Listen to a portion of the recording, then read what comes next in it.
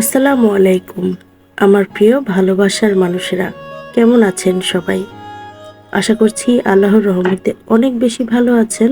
আমি আপনাদের সবার দোয়ায় আল্লাহর রহমতে আলহামদুলিল্লাহ, আল্লাহ যেমনই রেখেছেন অনেক ভালো আছি। কাছে দূরে দেশে দেশের বাইরে যে যেখান থেকে আজকের ব্লগটি দেখা শুরু করেছেন, আশা করছি সবাই অনেক ভালো আছেন, সুস্থ আছেন আর নিরাপদেই আছেন। তো আজকে নতুন দিনে নতুন আরও একটা ব্লগ দেখার আমন্ত্রণ জানিয়ে আজকের দিনটা শুরু করছি। তো শুরুতেই প্লিজ সবাই একটা লাইক দিয়ে বাকি ভিডিওটা কন্টিনিউ করবেন। আর দেখতে দেখতে কোথাও যদি কোনো অংশ ভালো লেগে যায় আর আপনি যদি আমার চ্যানেলে নতুন হয়ে থাকেন, চাইলেই কিন্তু আপনি আমার চ্যানেলটা সাবস্ক্রাইব করে দিয়ে আমার পাশেই থেকে যেতে পারেন। তো সকাল সকাল এই তো নাস্তাটা সেরে নিয়ে তারপর কিন্তু বিছানাপত্রগুলো গোছাতে চলে এসেছি। আর এগুলো তো আমাদের রোজকার কাজ রোজকারই করতে হয়।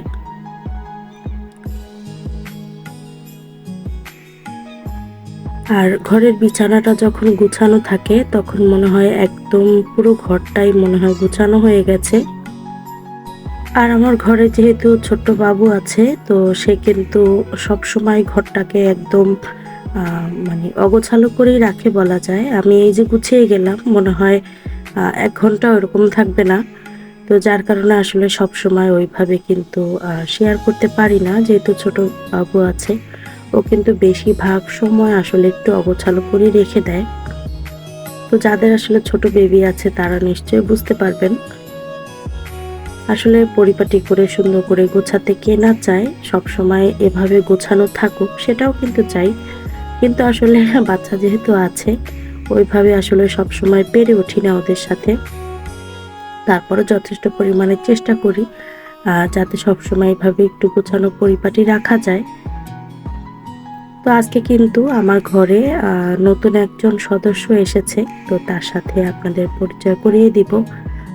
সে কিন্তু আবার মেহমান না, সে কিন্তু একদম পার্মানেন্টলি থাকার জন্যই এসেছে। কিন্তু তাকে ওইভাবে পার্মানেন্টলি আমি রাখতে পারবো কিনা সেটা কিন্তু আজকে আপনাদের উপরে ছেড়ে দিব। আপনারা আমাকে মেসেজের মাধ্যমে একটু ভোট করে দিবেন যে আপু ওকে রেখে দেন। আর যার ভালো লাগবে না সে বলবেন না আপু ওকে রাখার দরকার নেই।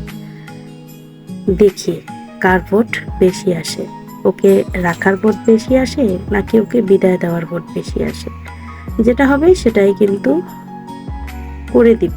কেননা আমার তেমন একটা বেশি কিন্তু পছন্দ ছিল না, কিন্তু তাকে দেখার পরে আমিও কেন জানি তার মায়ায় পড়ে গেছি।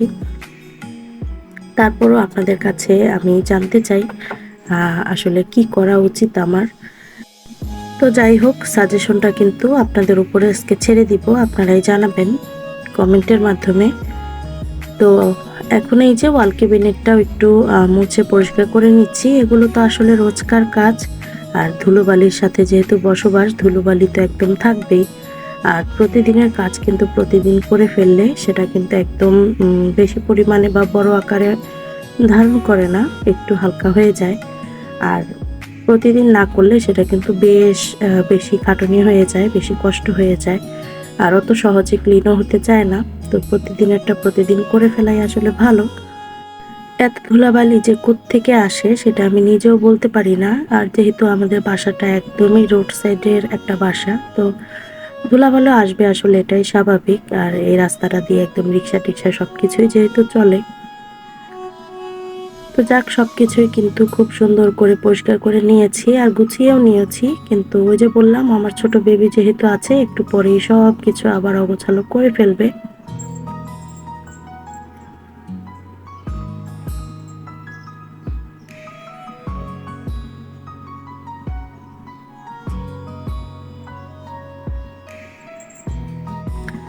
তো এই যে এগুলো হচ্ছে আমাদের রোজকার পড়ার যে তসবিহগুলো ওগুলো।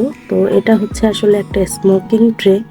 কিন্তু আমাদের ঘরে যেহেতু কেউ ওইভাবে স্মোকিং করে না, তো এটা কিন্তু এভাবে পড়েছিল। তো আমার মনে হলো যে তসবিহগুলো রেখে দিলে বেশ ভালো লাগবে। তো এটার মধ্যেই আমি তসবিহগুলো রেখে দেই। আর আমার কাছে এটা ভালো লেগেছিল বলেই আসলে আমিও নিয়ে এসেছিলাম যে অন্য কোনো কাজে ইউজ করব। তো এখন এটাকে তসবি রাখার হিসেবে এটাকে ব্যবহার করছি। আর ভালো লাগছে দেখতে, খারাপ লাগছে না।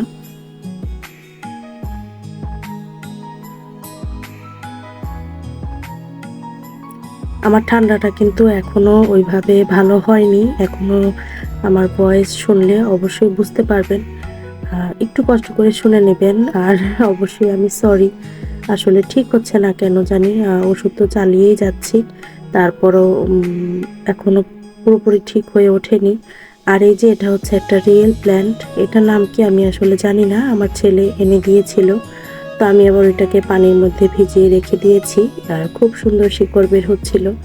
ভাল লাগছিল গাছটা আসলে দেখতে। তো এই যে সেই সারপ্রাইজটা। এই যে দেখেন। সে এত কিউট, এত কিউট। আর যে একবার মুখটা দেখবে সে মনে হয় প্রেমে পড়ে যাবে এরকম। মানে আমার ছেলে এই কার্টুনটাতে করে ওকে আমার জন্য সারপ্রাইজ হিসেবে নিয়ে এসেছে। এনে বলছে, মা তোমার জন্য একটা সারপ্রাইজ এনেছি। তো আমি তো ওকে দেখে পুরাই অবাক যে এত কিউট মাশাআল্লাহ। তবে আমি কখনোই বিড়াল পালার সিদ্ধান্তে ছিলাম না, মানে রাজি ছিলাম না। আমার এমনি দেখতে করতে বেশ ভালো লাগে, কিন্তু কেন জানি না আমার পালতে অত বেশি ভালো লাগার মধ্যে পড়ে না।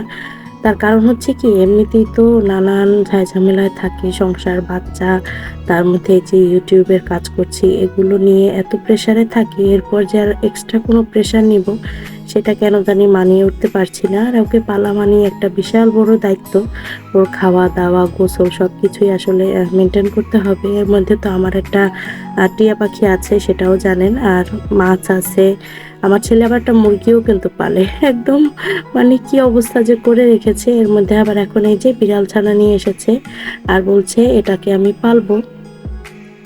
তো আসলে আমি এখনো ওকে সিদ্ধান্ত দেইনি যেটা আমি রাখবো কি না। ওই যে বললাম, আপনারা আজকে ভোট করবেন যে আপু ওকে রাখো বা পালো।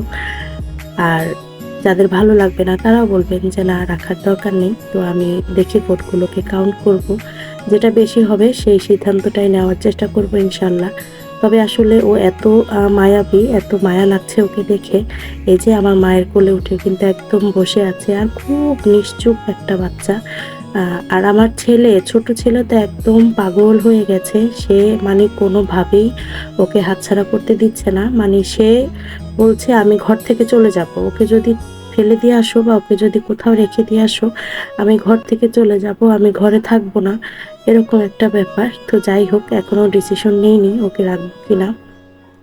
তো দেখা যাক কি করি। ও কোথায় ওর ভাগ্য আছে, কোথায় ও টিকে যায়। তো কিন্তু ও খুবই কিউট, খুবই কিউট মাশাআল্লাহ। ও খুবই লক্ষ্মী একটা বাচ্চা। আর আপনাদের ভাইও আসলে পছন্দ করে ছেলেদের জন্য, বাট আমার কেন জানি ওই যে বললাম বেশি ঝামেলাটা আমি আর নিতে চাচ্ছি না, সেজন্য হয়তো বা আমার তেমন বেশি পছন্দ না।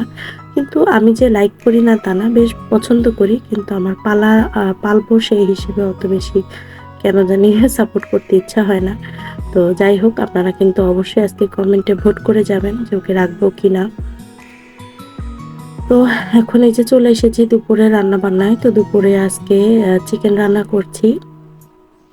আর আমি সবসময় কিন্তু চিকেন আর আলু একসঙ্গে দিয়ে তারপরে সুন্দর করে কষিয়ে নেই। এতে করে চিকেনের সঙ্গে আলুটাও কিন্তু সেদ্ধ হয়ে যায়। আর আজকে চিকেনটা এরকম কষা কষাই রাখবো। চিকেনে তো এভাবে কষিয়ে নিয়ে একদম অল্প একটু পরিমাণে পানি দিব, যাতে আবার পানিটা শুকিয়ে এরকম পর্যায়ে চলে আসে।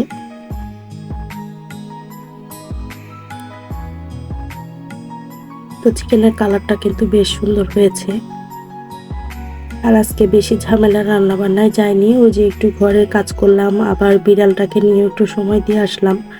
তো সব মিলিয়ে আর বেশি ঝামেলা রান্না বান্নাতে চলে যায়নি। শুধু বেগুন ভাজি করব। আর এই যে চিকেনটা রান্না করেছি, আর ভাত ডাল বসিয়ে দিয়েছিলাম আগেই। তো ভাত ডালটা বসিয়ে দিয়েই কিন্তু আমি ওদিকে ঘরে সব গোছগাছ করে আসলাম।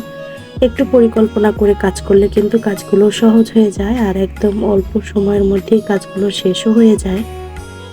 তো ভাত ডালটা চুলায় বসিয়ে দিয়ে যে আমি কাজগুলো করে এসেছি, এতে করে আমার ভাত ডালটাও হয়ে গেছে।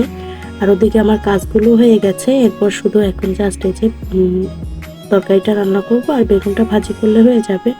তো এই তো আমার ফাইনাল লুক। কিন্তু চিকেনে আমি অল্প একটু পরিমাণে পানি দিয়েছিলাম, ওটা স্কিপ হয়ে গেছে। আর এখন এই অবস্থায় আছে। এখন একটু গরম মশলার গুঁড়া দিয়ে কিন্তু চিকেনটা নামিয়ে ফেলবো। আর এভাবেই শুকনা মানে চিকেন কষাটা খেতে কিন্তু অনেক বেশি মজার।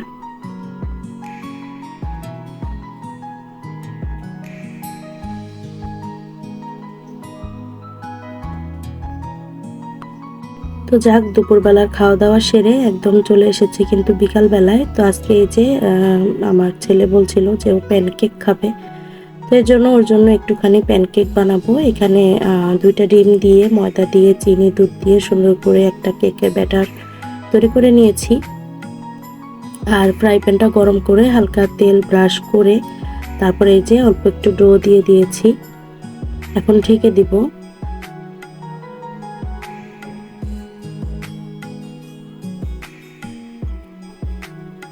তো এই তো খুব সুন্দর করে কিন্তু ফুলে উঠেছে। আমি ছিদ্রটা একটা কাগজ দিয়ে বন্ধ করে দিয়েছিলাম। এই যে একদম ফুলে ডাবল হয়ে গেছে।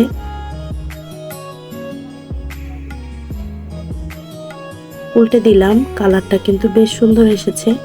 আবার একটু ঢেকে দিলাম।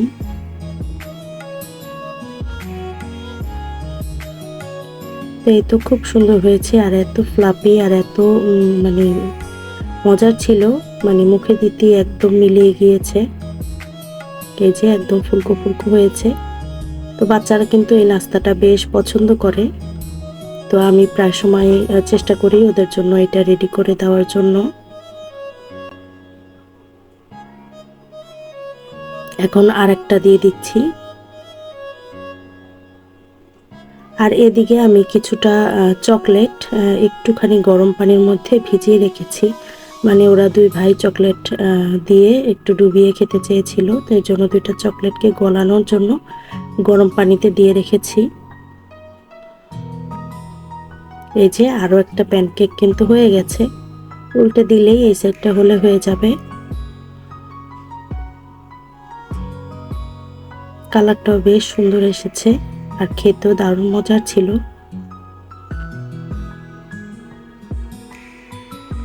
তো এই তো 2টা কিন্তু অলরেডি হয়ে গেছে।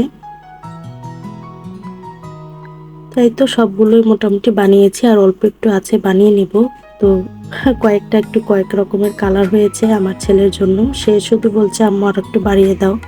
তো বাড়িয়ে দিতে গিয়ে 2-1টা একটু পুড়ে বেশি লাল হয়ে গেছে আর কি। তো সমস্যা নেই, এরকম হয় রান্না করতে গেলে। তো কেমন লাগলো আজকের ব্লগটা অবশ্যই কমেন্ট করে জানাবেন। আর ভোট করতে কিন্তু ভুলবেন না যে ওকে আমি রাখবো কিনা। তো আজকের মতন এখান থেকে বিদায় নিয়ে নিব। সবাই ভালো থাকবেন, সুস্থ থাকবেন, আমাদের জন্য দোয়া করবেন। আজকের মতন এখান থেকে বিদায়। আল্লাহ হাফেজ। আসসালামু আলাইকুম।